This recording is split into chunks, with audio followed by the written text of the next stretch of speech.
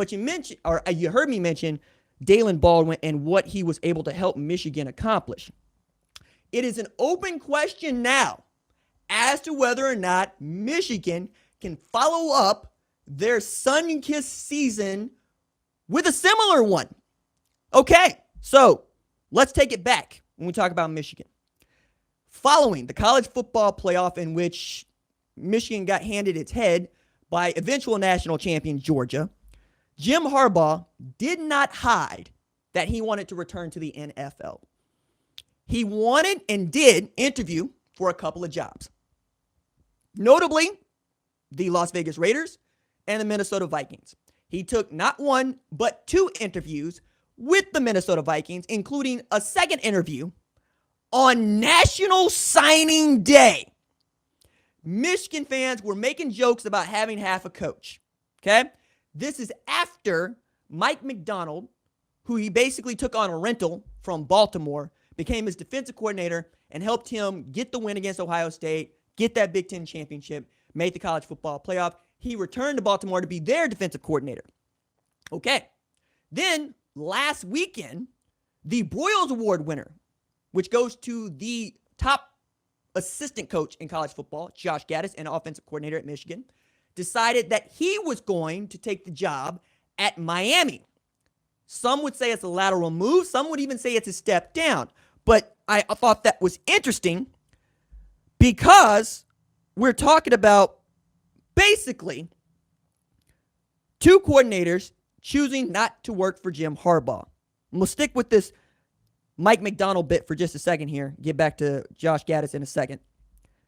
Today, as we're recording this podcast on Tuesday, Michigan hired Vanderbilt defensive coordinator Jesse Minter as their defense coordinator.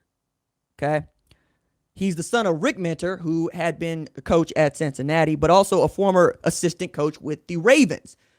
Jim Harbaugh's had a lot of, success here of late, going up to his brother John and saying, hey, can I have a guy? Or do you have a guy? Right? So after being the guy for Clark Lee at Vanderbilt, he's going to become the guy at Michigan. He's been a DC before, Indiana State, Georgia State in particular.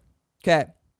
Now, in as far as Josh Gattis and what they're going to do at offensive coordinator, probably going to promote the quarterback's coach. We will see, right? But I find this to be interesting because Gattis, in agreeing to become the new coordinator at Miami, sent a text to his players obtained by ESPN's Tom Van Haren that said, quote, unfortunately, the past few weeks has told a different story to me about the very little appreciation I have here from administration.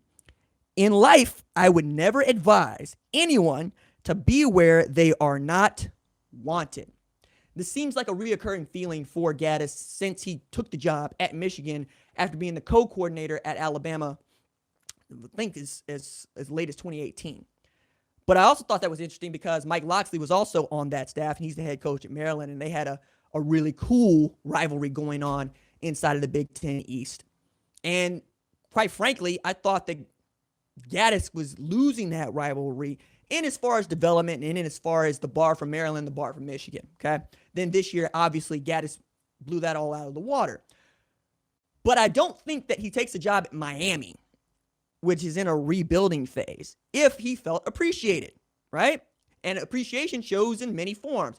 How your colleagues treat you, how your bosses treat you, and how much money you get paid, right? It really comes down to that. But I think this is interesting on the field for us as fans because you'll remember toward the end of the season, really toward the middle of the season, Michigan ran 2 quarterbacks. Most snaps saw Cade McNamara. Other snaps saw J.J. McCarthy. And whenever we saw J.J. McCarthy, we saw a live wire at quarterback. We saw a dude that made you respect his ability to run and could throw a football 50 yards downfield. His blue chip recruiting background showed up, okay? It is an open question to me as to whether or not J.J. McCarthy will begin next season as a Michigan Wolverine. I say this because Josh Gattis was also very loud about saying both of these quarterbacks need to play. When quarterbacks coach and Harbaugh were very much saying Cade McNamara needs to be the guy and he needs to be led to believe that he's going to be the guy. We don't want to mess with our quarterback's confidence. I also know that a big reason as to why J.J. McCarthy is at Michigan is Josh Gattis. And if you know that the offense might change or the coordinator might change, perhaps you want to take a look around. Now, this is a kid that grew up in Big Ten country. He's from Illinois. And then because his school would not let him graduate early, he took himself to IMG Academy and essentially ran an offense that was full of studs. He's used to this. And he's also used to Florida. So I would not be surprised to find out by the end of the spring we might hear some things about J.J. McCarthy. Not saying it's going to happen. Not reporting anything. But it is a thing to keep your eye on if you are a Michigan fan. Last thing that I wanted to say about Jim Harbaugh and Michigan before we talk about Auburn and Brian Harsin is that Jim Harbaugh has always done this to the sound of his own drum, man. Like, that dude is going to do what he's going to do forever and ever. Amen. And there's something I like about that. I like knowing who you are and not pretending that you're someone else. Especially when you win. Because the dude that went 2-4 in 2020 is the same dude that won the Big Ten championship in 2021. And I wouldn't forget that my boss, right, Ward Manuel in this case, renegotiated my contract so that I only got paid if we won. And then you're not going to feel some kind of way if that dude decides to go looking for another job. And to Michigan's credit, the administration, they're very happy to have Jim Harbaugh back. There are no hard feelings. They're going to let that man do what he needs to do.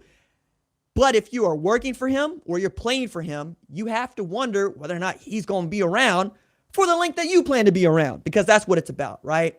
As much as we want to talk about institutions, programs, that ain't why we take jobs. That ain't why we sign up. We sign up for the people that we're working with and the people that we're working for. If those things should change, we might need to change because the person coming in might not think that you or I are the best person for that job. So I don't blame them. Thanks for watching this video. And remember, hit that subscribe button so you don't miss any other videos on the #1 ranked show YouTube channel.